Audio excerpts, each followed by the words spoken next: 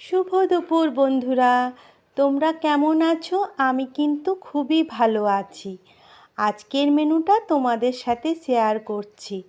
আজকে রয়েছে সাদা ভাত, প্রথম পাতে খাওয়ার জন্য পেঁয়াজ শাক ভাজা, সাথে রয়েছে কলা গাছের মাজা রান্না।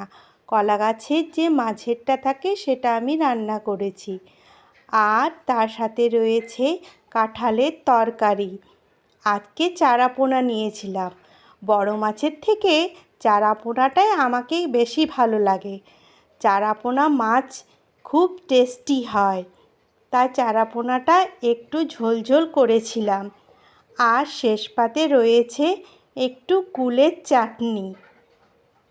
যতই সবজি হোক না কেন, একটু মাছ হলে বাঙালিদের কিন্তু খুবই ভালো হয়। তাহলে কেমন হয়েছে আজকের এই মেনুটা? বলে না, মাছে ভাতে বাঙালি।